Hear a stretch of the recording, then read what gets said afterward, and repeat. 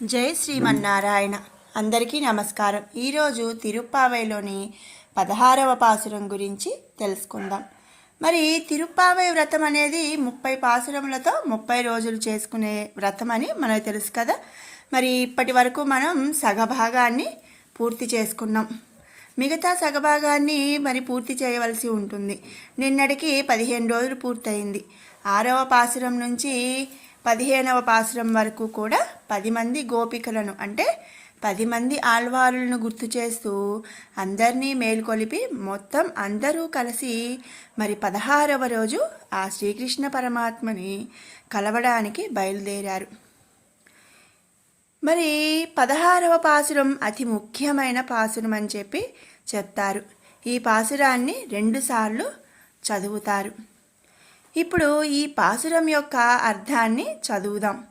మరి 10 పాసురములలో కూడా ముందు లేచిన వారు నిద్రించుచున్న వారిని లేపగా అందరూ కలిసి నందగోప భవనమునకు వెళ్ళారు.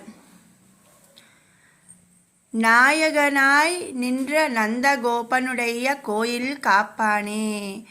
నాయకుడైన నందగోపుని యొక్క భవన రక్షక, మాకు ప్రభువైన నందగోపుడు అంటే నందవ్రజానికి రేపల్లకి నాయకుడైన నందగోపుడు మా శ్రీకృష్ణుడికి కూడా నాయకుడి అయిన చూడండి, కృష్ణుడు ఇంటిని రక్షించేవాడా అనలేదు.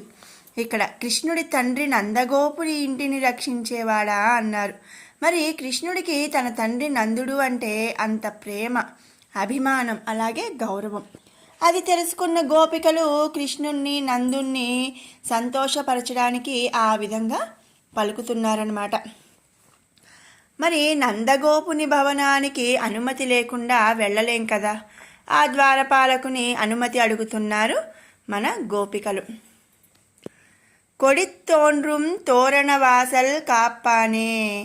జెండాతో ఉన్న తోరణానికి ద్వారపాలకుడా, నందగోపుని యొక్క అద్భుతమైన భవనాన్ని, గొప్పదైన ఇంటిని రక్షించేవాడా, తలుపు తీయవయ్యా, మా గోపాలకృష్ణుడి దర్శనం చేసుకోవాలి. ఆ ఇల్లు ఎలాంటిదట? ధ్వజముల చేత, మకర తోరణముల చేత ప్రకాశిస్తున్న గోపుర ద్వారము. మరి గోపికలు అర్ధరాత్రి కూడా కృష్ణుడి కోసం వస్తుంటారట. గోపికలు రాత్రి మీద తన ఇంటిని గుర్తుపెట్టడానికి తన తండ్రిని ఒప్పించి తన భవనానికి ఒక జెండా పెట్టించాడట శ్రీకృష్ణ పరమాత్ముడు. ధ్వజస్తంభాన్ని చూసి అక్కడి దేవాలయం ఉందని ఎలా గుర్తుపడతామో అలాగే మరి ఆ జెండాని చూసి కృష్ణుడి భవనాన్ని గుర్తుపడతారట గోపికలు. అలాంటి భవనానికి కాపలా కాస్తున్న ఓ ద్వారపాలకుడా అని ద్వారపాలకుడిని కూడా కీర్తిస్తున్నారట గోపికలు. మరి అంతే కదండి, మనము ఒక ఉదాహరణకి ఒక ఎమ్మెల్యే దగ్గర కానీ ఏదైనా ఎవరి దగ్గరైనా ఒక హై పొజిషన్లో ఉన్న వాళ్ళ దగ్గరని మనం కలవాలి, వెళ్ళాలి అనుకున్నప్పుడు మనం ఏం చేస్తామండి, ఎవరి అంటే వాళ్ళ ఇంటి ముందు కానీ అట్లా కాపలా ఉండేవాళ్ళు లేదా వాళ్ళ పిఏని అట్లా మనం ఎలా అయితే వాళ్ళని కాకాపడుతూ ఉంటామో పొగుడుతూ ఉంటామో అలాగే ఇక్కడ ఈ గోపికలు ఏం చేశారంటే ద్వారపాలకుడిని కూడా మరి కీర్తిస్తున్నారు. మణిక్కదవం తాల్ తిరవాయ్, మణులతో చేసిన తలుపు గడియను తీయుము. మరి శ్రీకృష్ణుడికి ఎటువంటి ఆపద కలగకుండా కాపలా కాస్తుంటారు కొందరు. మరి ద్వారపాలకుడు ఏంటి పూర్తిగా తెల్లవారకుండానే వచ్చి తలుపు తీయ అంటున్నారు, మీకు సమయం సందర్భం అక్కర్లేదా? ఇలా అయితే మా కృష్ణ పరమాత్మ రక్షణ ఎక్కడా అని చెప్పి ద్వారపాలకుడు అంటున్నాడు.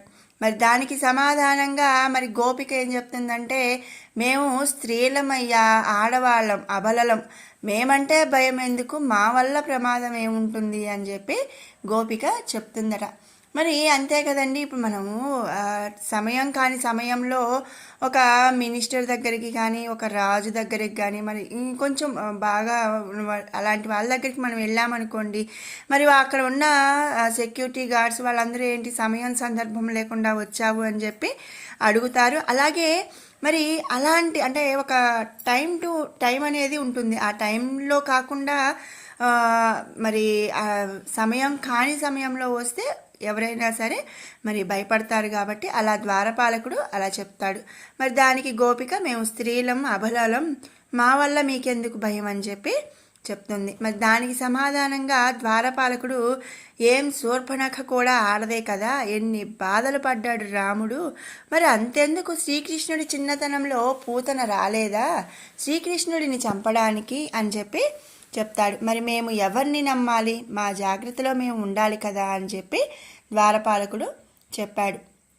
ఇక దానికి సమాధానంగా మరి గోపిక ఏమంటుందంటే, ఆమె రాక్షస స్త్రీ, మేము గోపికలం, మరి నీకు తెలియదా మేము గోపికలం, అప్పుడప్పుడు వచ్చి వెళ్ళిపోతూ ఉంటాం కదా, మరి ఎప్పుడు అంటే ముఖ పరిచయం ఉంది, మేము వచ్చి వెళ్ళే ఇంటికి మేము మా అంటే సమయం కాని సమయంలో వచ్చావు అని మమ్మల్ని ఎందుకు ఆపుతావు అన్నట్లుగా గోపిక ద్వారపాలకుడితో చెప్తుంది. దానికి ద్వారపాలకుడు, పూతన కూడా గోపికలాగానే వేషం వేసి వచ్చింది కదా అని చెప్పాడు. మరి మనం కూడా అంతే కదండి, ఎప్పుడైనా అన్ఎక్స్పెక్టెడ్ థింగ్స్ ఏవైనా జరిగినాయి అనుకోండి, మరి అప్పటి నుంచి మనం కొంత భయపడటం అనేది, ఎవరిని చూసినా అనుమానించటం అనేది, లేదా ఏ పని చేయాలన్నా మనము ఆలోచించటం, ఇలా జరుగుతూ ఉంటుంది కదా. అదే మరి అలాగే ఇక్కడ ద్వారపాలకుడు కూడా మరి ఒకసారి పూతన గోపిక వేషంలో వచ్చి శ్రీకృష్ణ పరమాత్మను చంపాలని ట్రై చేసింది కాబట్టి మరి ఇక్కడ వాళ్ళు సమయం కాని సమయంలో వచ్చిన గోపికలను మరి అడ్డం చెప్తున్నారనమాట. దానికి గోపిక ఏమందంటే, పూతన మాయావి, మాకు మాయలు తెలియవు కదా, అయినా ఇంతమంది మీ వచ్చినా ఇంకా భయం ఏంటి అని చెప్పి గోపిక అడుగుతుంది. దానికి ద్వారపాలకుడు, ఖరదూషణులు కూడా ఎంతోమంది వచ్చారు రాముణ్ణి చంపడానికి, కానీ రాముడు వారందరినీ చంపేశాడు, అది వేరే విషయం, సరే మీరు ఇంతకీ వచ్చిన పని ఏమిటో చెప్పండి అని చెప్పి అడుగుతున్నాడు. ఆయర్ సిరుమియరో ముక్కు, గోపబాలికలమైన మాకు అరై పరై మాయన్ మణివన్నన్ నెన్నలే వాయ్ నేరందాన్, నీలమణివలే ప్రకాశిస్తున్నవాడు, నీలమేఘ శ్యాముడు, ఆశ్చర్యకరమైన చేష్టలు చేస్తున్నవాడు అయినా శ్రీకృష్ణుడు మాకు శబ్దము చేయు వాయిద్యములు ఇస్తానని మరి నిన్ననే మాట ఇచ్చాడు. మరి అంతే కదండి, ఇప్పుడు మరి ఒకళ్ళు రేపు మరి నా దగ్గరికి రా, నేను పలానా నీకు ఇస్తాను అని చెప్పినప్పుడు మనం వాళ్ళ ఇంటికి వెళ్ళినప్పుడు సెక్యూరిటీ గార్డు మనల్ని అడ్డగించినప్పుడు మనం చెప్తాం కదా, మరి సార్ నిన్ననే నాకు అపాయింట్మెంట్ ఇచ్చారు, మరి పలానా టైంకి రమ్మన్నారు, నాకు ఆ పని చేసి పెడతా అన్నారు, ఇట్లా మనం చెప్పి ఎట్లా అయితే వాళ్ళని కన్విన్స్ చేస్తాము, అలాగే ఇక్కడ గోపికలు కూడా చెప్తున్నారనమాట ఆ ద్వారపాలకులకి, మరి మాకు నిన్ననే మాట ఇచ్చాడయ్యా శ్రీకృష్ణ పరమాత్మ, మరి సప్తము చేయు వాయిద్యములు మాకు ఇస్తాము అని చెప్పారు అని చెప్పి చెప్తున్నారు. తూయోమాయ్ వందోం, మాకు ఇంకొక ప్రయోజనం ఏమీ లేక శుచిగా పరిశుభ్రంగా వచ్చాము. ఇక్కడ పరిశుభ్రం అంటే మరి బాహ్య శుభ్రం కాదండి, అంతః శుచి, మరి మనసులో శుభ్రం అనేది, మనసులో భగవన్ నామాన్ని జపించడం అనేది ఇక్కడ గోపికలు చెప్పే శుచి పరిశుభ్రం అన్నమాట. మరి మా ఆలోచనలో కూడా ఎటువంటి కుట్ర లేదు, నువ్వు భయపడక్కర్లేదయ్యా, మేము కేవలం శ్రీకృష్ణ పరమాత్మ ఇచ్చిన మాట, అంటే వాయిద్యాలు ఇస్తాను అని చెప్పి మాకు ఇచ్చిన మాట కోసం మేము వాయిద్యాలు తీసుకోవడానికి వచ్చాము, అంతేగాని మా మనసులో ఏ కుట్ర లేదు, మేము శుచి శుభ్రంగా వచ్చామయ్యా, మరి భగవన్నామాన్ని జపిస్తూ వచ్చాము అని చెప్పి చెప్పారనమాట. తుయిల్ ఎల పాడువాన్ వాయాల్ మున్నం మాతాదే అమ్మా, నిద్రపోతున్న కృష్ణుని ఆయన నామాలతో కీర్తన చేస్తూ లేపడానికి వచ్చాము, నీ నోటితో ఇంకేమీ ఆటంకాలు చెప్పక తలుపు తీయి, ఇంకేమీ అడ్డు చెప్పకుండా తలుపులు తీయవయ్యా అని చెప్పి గోపికలు ద్వారపాలకులను అడుగుతున్నారన్నమాట. నీ నేస నిలైక్కదవం నీకు, స్వామి దృఢముగా గట్టిగా ఉన్న తలుపులు తీయవయ్యా అని ఆ ద్వారపాలకుని గోపికలందరూ బ్రతిమలాడుకుంటున్నారనమాట. అప్పుడు ద్వారపాలకుడు తలుపు తెరిచి వారిని లోపలకు పంపించాడు. లోపలికి వెళ్ళిన గోపికలు స్వామిని మేల్కొలపడానికి ప్రార్థిస్తున్నారు. మరి అంతే కదండి, ఇప్పుడు నేను ముందు చెప్పినట్టుగా ఒక